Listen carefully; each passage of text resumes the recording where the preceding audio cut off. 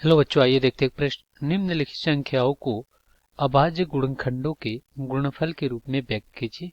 5005 है और हमें क्या करना है, इसके अभाज्य गुणनखंडों को गुणनफल के रूप में व्यक्त करना है। तो यहाँ पे हम मुख्य अवधारणा लिखेंगे।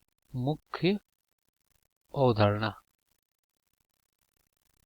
तो ये क्या होगा इस प्रश्न के लिए। देखिए, हम अभाज्य गुणनखंड कैसे निकालते हैं, अभाज्य संख्याओं से भाग देकर।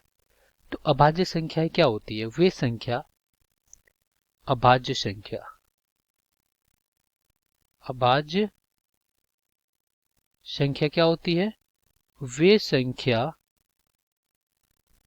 जो खुद के अलावा केवल एक से विभाजित होती है, वे क्या कहलाती है, अभाज्य संख्या कहलाती है।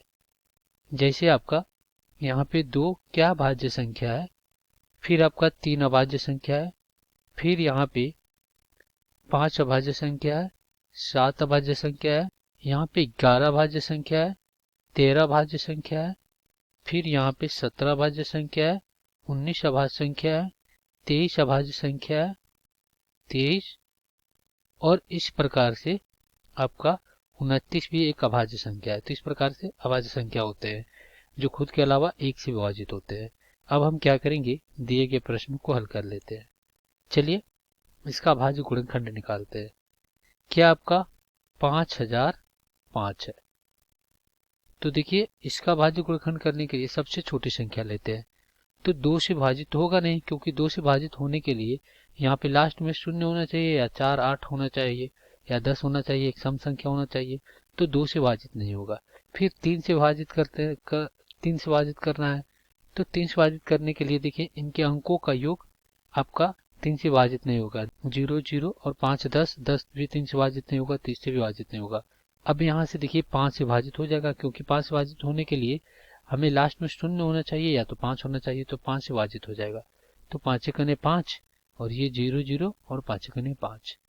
अब आप देखिए, अब ये 5 से भाजित नहीं होगा। अब हम क्या करेंगे, 7 से भाजित करेंगे। तो यहाँ पे देखिए क्या हो जाएगा, यहाँ पे 7 कने 7, 3 0, 7 चौको 28, और 2 1, 7 त्रिका 21। चलिए अब किससे भाजित करते हैं, यहाँ पे 7 से हो गया। अब यहाँ पे 7 से भाजित नहीं होगा, अब 11 से भाजित करते हैं। तो 11 करने 11, और 11 3 33। अब 13 भी क्या है, अपने आप में एक अभाज्य संख्या है। तो यहाँ पे क्या हो जाएगा, 13 कने 13। तो ये विभाजित हो गया। तो इस प्रकार यहाँ पे हम क्या लिखेंगे, यहाँ पे लिखेंगे अभाज्य गुणनखंड के गुणनफल रूप क्या हो जाएंगे, ये हो जाएंगे अपना 5 गुणे 7 गुणे 5 गुणे 7 गुणे 11 गुणे कितना 13। तो यहाँ पे 5005 का गुणनफल रूप कितना आ गया, 5 गुणे 7 गुणे 11 और गुणे में 13। तो ये क्या हो जाएगा, आपका उत्तर। आशा करते हैं बच्चों ये प्रश्न आपको समझ में आया होगा। धन्यवाद।